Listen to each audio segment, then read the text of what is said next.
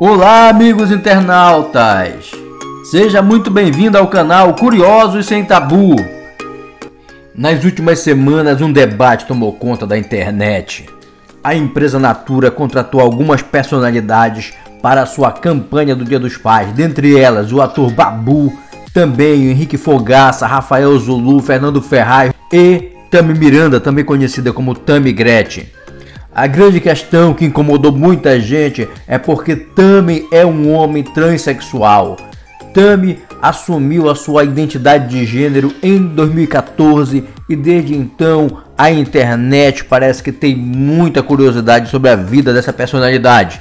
E aí, durante todo esse imbróglio, a gente sempre via os argumentos dos que são contra a presença dessa personalidade na campanha dessa empresa, dizendo que a ciência já provou que só existe XX e XY, ou seja, que é só homem e mulher, e que essa pessoa não poderia estar nessa campanha, porque para muitos ser pai é ter um pênis.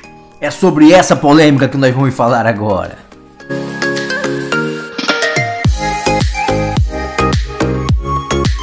Então, pessoal, é sobre esse tema polêmico que nós vamos abordar, sempre à luz da ciência. Quando os internautas comentam em páginas como, por exemplo, o Facebook, que é onde tem muita treta, ou Instagram, ou mesmo no YouTube, que faz menção sobre esse argumento científico, eles na verdade estão se referindo à própria biologia. A biologia, como todos sabem, é uma área do conhecimento que trouxe muitos avanços científicos para a humanidade e ela se debruça ali nas suas diversas áreas, suas subdivisões, no estudo geral da vida e das manifestações vitais. E a biologia, ela tem um ramo lá que é a genética, que vai tratar mais sobre esse assunto. Nós não vamos aqui fazer uma discussão muito detalhada sobre genética, mas nós vamos falar o básico para saber se realmente existe apenas XX e XY, como está se propagando pelos comentários de internautas aí pelas páginas. Quando o assunto é essa polêmica aí dessa pessoa famosa chamada Tami. Muito bem, na realidade a própria biologia diz que não existe apenas só XX e XY. Na verdade foram constatadas outras configurações no estudo do cariótipo, que é o estudo que classifica os cromossomos.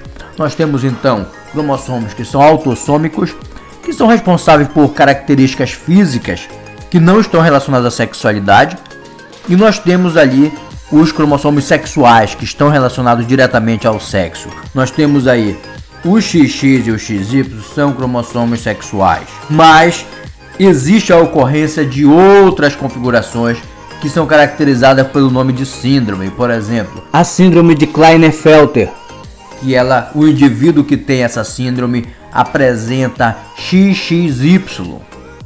Isso mesmo, apresenta um cromossomo sexual a mais e por isso ele tem 47 cromossomos. Uma outra síndrome é a síndrome de Turner, em que o indivíduo apresenta apenas um X, ou como em algumas literaturas o X0. Ou seja, não tem o XX.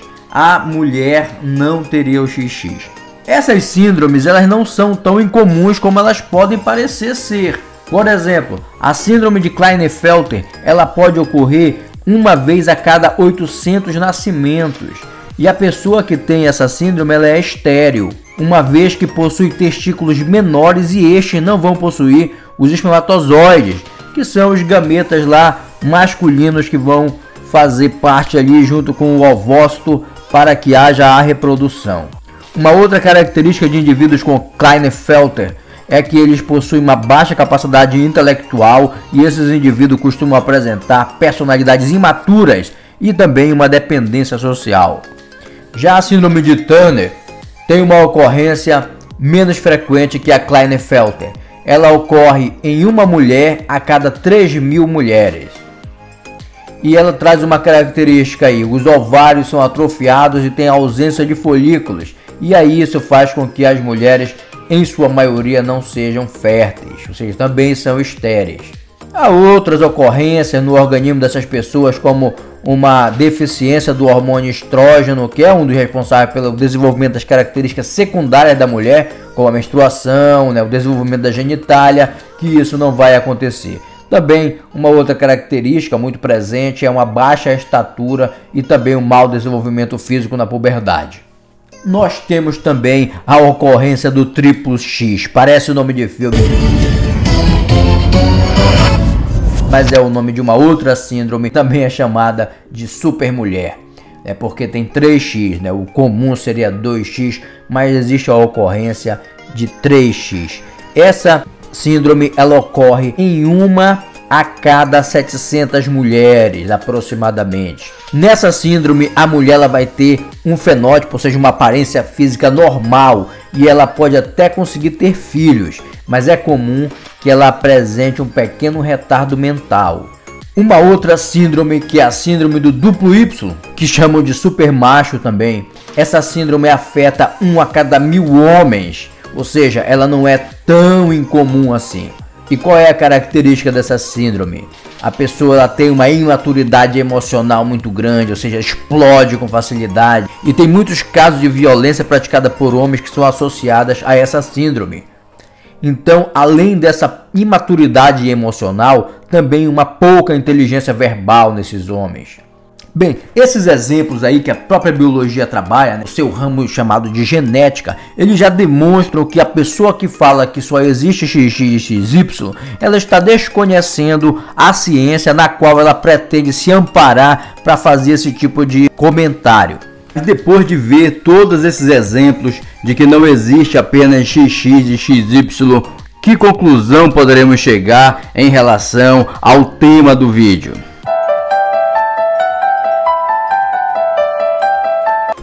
Na realidade, a biologia não consegue explicar todos os problemas relacionados à sexualidade e às relações que os seres humanos têm entre si por conta dessa atividade sexual. Por exemplo, quando um casal de héteros se junta, mantém ali uma relação sexual, como advogada por muitos que fazem comentário na internet como a correta, geram um filho e abandonam esse filho, a biologia não tem como dar resposta para isso. O que aconteceu ali na fisiologia dessas pessoas que abandonaram os seus filhos? Mas de todos os abandonos, o mais flagrante é o abandono do pai, porque hoje no Brasil nós temos números alarmantes.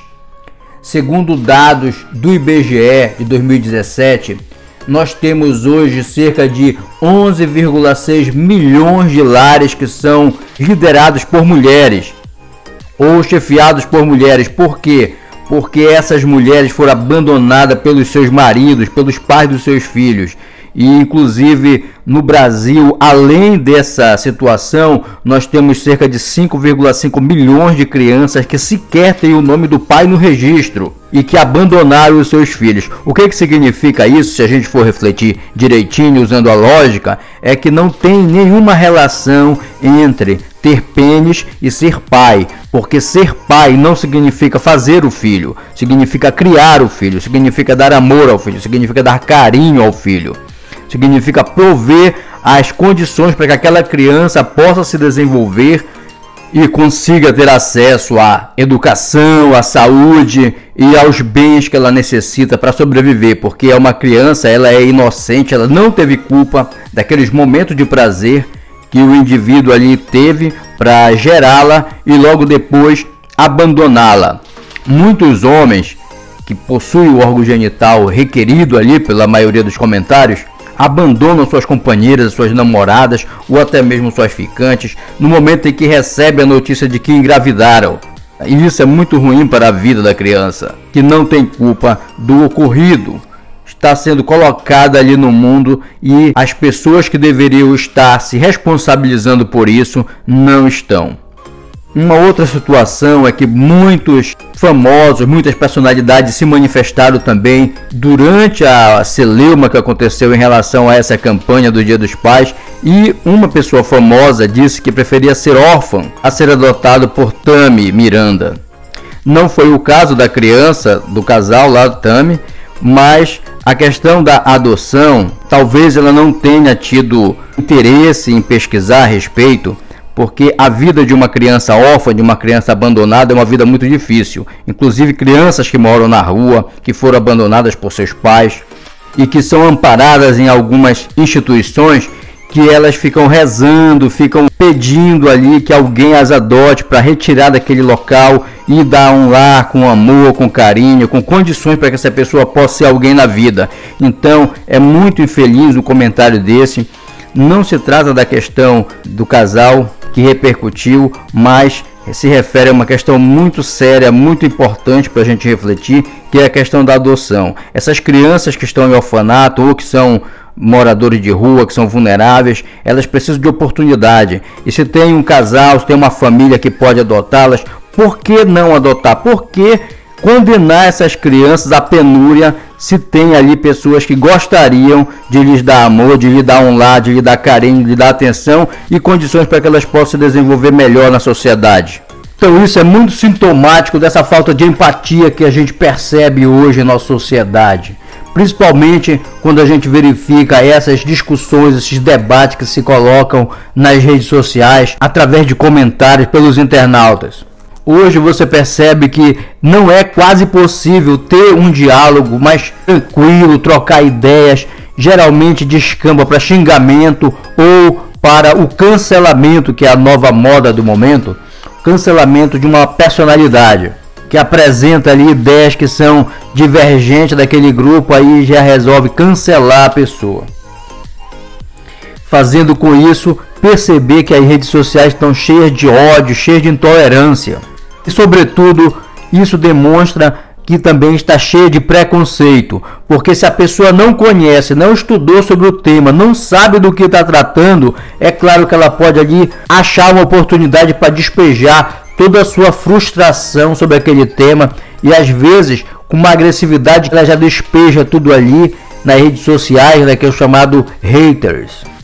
Um outro tipo de comentário que sempre aparece quando o assunto é esse é o comentário feito por pessoas heteronormativas que dizem que quando um casal que não é heteronormativo aparece, ele pode influenciar pessoas héteros a virarem gays, ou a deixarem de ser héteros, ou a ter vontade de ter uma relação que não seja heterossexual. Amados, se você ou qualquer outra pessoa que você conheça tem essa vontade, ao ver um casal que não é heteronormativo na rua, de mãos dadas, conversando ou trocando algum carinho, e você sente alguma coisa, deve ser porque você não está bem com a sua sexualidade. Ninguém muda a sua sexualidade, a sua opção sexual como se muda de roupa. Então, se isso desperta na pessoa algum tipo de sentimento, de sensação, e até que às vezes que descamba, né, a pessoa fica com raiva, algum tipo de ódio, é porque essa pessoa não está bem. Ela deveria procurar ajuda para compreender melhor o que está se passando dentro dela quando ela vê essa imagem. E sobretudo é muito importante hoje você buscar conhecimento científico, porque hoje há muita propagação de informações falsas chamadas fake news e há muita propagação de discurso de ódio. Então é muito importante se apegar ao conhecimento científico, conhecer, perceber que o conhecimento científico foi que fez com que a gente conseguisse aumentar nossa expectativa de vida, com a descoberta da cura de várias doenças e também a descoberta de medicamentos que vão ajudar o organismo a viver mais, ter uma vida de melhor qualidade, e também na área das telecomunicações, na área de transporte, em todas as áreas. O que avançou foi a partir do conhecimento científico. E o conhecimento científico é diferente do dogma. Se o conhecimento científico produzido ele perceber depois que cometeu um erro, ele volta atrás e melhora. O dogma não. O dogma permanece, mesmo que no erro, o tempo todo repetindo, repisando aqueles conceitos lá retrógrados, ultrapassados, antiquados e que às vezes não se adequam à realidade que nós estamos vivendo hoje. Então, pessoal, é muito importante que nesses assuntos a gente procure sempre se pautar pelo conhecimento científico, pelo que foi produzido, para que a gente possa ir buscar nas ciências humanas, na ciência da saúde, tentar compreender essa realidade. O termo ciência, como já foi falado, né, que é usado por alguns internautas, ele é um termo mais geral, que ele quer dizer todos os conhecimentos científicos de todas as áreas juntas. Isso que é a ciência. Não é só a biologia a ciência. A ciência são todas as áreas. a biologia está dentro das ciências naturais, mas tem também nesse caso que pode ser utilizado para compreender a psicologia, que é dentro da ciência da saúde. Temos também na área da antropologia, na área das ciências sociais, que está na grande área de ciências humanas. Ou seja, a ciência, o conhecimento científico é mais amplo e ele está dividido em áreas do conhecimento. E uma área do conhecimento não vai conseguir responder tudo. Então, quando se tratar desses temas mais sensíveis, mais polêmicos, é sempre bom buscar em mais de uma fonte, se a intenção for buscar compreender mesmo o que está acontecendo para poder opinar. Senão, as pessoas vão continuar comentando o que der na cabeça delas, a teoria lá do tirei do cookie, aí nesse caso o debate nas redes sociais não vai avançar. Então é isso, a gente chega aqui ao final desse vídeo, que foi na verdade uma reflexão sobre essas semanas que nós vimos aí passar desde que se desencadeou essa questão aí da campanha dessa empresa, que fez com que vários debates que tem a ver com gênero e sexualidade pudessem vir à tona. E isso é sempre muito importante, porque sexualidade faz parte da natureza humana. É importante sim a gente debater, é importante sim a gente trocar ideias sobre isso, para que a gente possa avançar nesse conhecimento e possa a partir daí ter uma resolução melhor para os nossos problemas. Então é isso aí, pessoal. Se você gosta desse tipo de conteúdo, desse tipo de vídeo de reflexão, se inscreva nesse canal e ative aí as notificações, que toda semana vai ter um vídeo novo, um vídeo com assuntos curiosos, com assuntos legais, com assuntos que trazem reflexão, que possam nos ajudar a pensar um pouco mais sobre as temáticas do nosso dia a dia. Tudo de bom para vocês, cuidem-se. Até a próxima, fui!